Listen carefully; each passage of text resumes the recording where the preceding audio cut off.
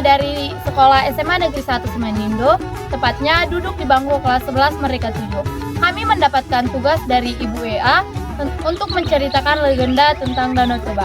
Ada pepatah mengatakan, tak kenal maka tak sayang. Maka izinkan kami memperkenalkan diri. Perkenalkan, nama saya Vika Situmorang.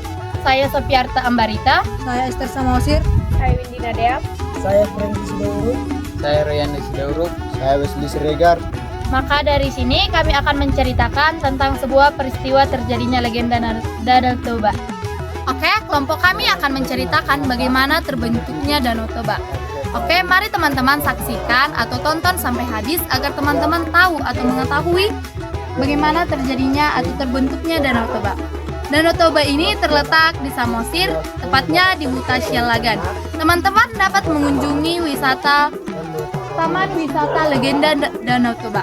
Di sini juga lengkap dengan patung-patung tentang peristiwa terjadinya legenda Danau Toba. Pada suatu hari ada seorang pria yang bernama Toba dan dia pergi ke sebuah sungai ingin memancing. Setelah di sana dan setelah sekian lama dia pun mendapatkan seekor ikan mas. Kemudian dia pun membawakannya ke rumah dan meletakkannya ke dalam sebuah wadah di dapur. Setelah di rumah, Toba pun pergi ke kamar untuk beristirahat sejenak. Setelah terbangun, Toba pun melihat di atas meja sudah tersedia banyak sekali makanan.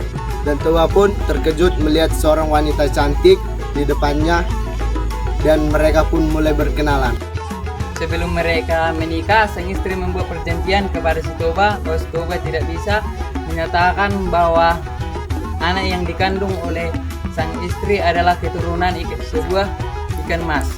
Pada suatu hari, istri Toba bersama para tetangganya menumbuk daun ubi agar dimasak untuk makanan mereka dan untuk bekal suaminya masing-masing yang bekerja di ladang.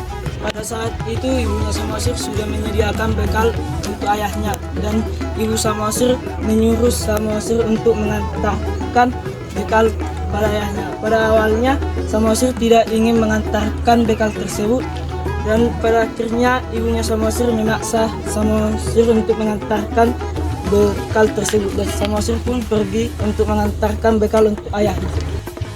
Dan saat di perjalanan ia pun bermain dengan temannya di sungai. Lalu saat dia selesai bermain, ia pun kecapean dan kelaparan. Ia memakan bekal ayahnya sampai habis. Setibanya Toba mengantarkan bekal tersebut kepada ayahnya pun yang telah merasakan lelah dan lapar, ia pun melihat bekal tersebut kosong karena anaknya telah menghabiskan bekal tersebut. Tanpa sadar, ayahnya mengatakan, "Dasar kau anak ikan."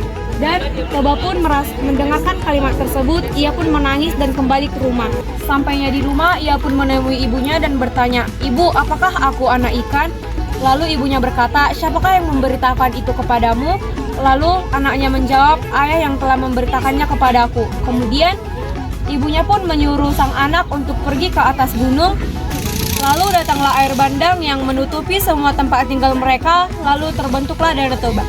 Sekian cerita singkat dari kelompok kami tentang legenda Danau Toba atau terbentuknya Danau Toba. Jika ada kesalahan kata atau kata yang kurang dimengerti, kami mohon maaf. Terima kasih. Bye.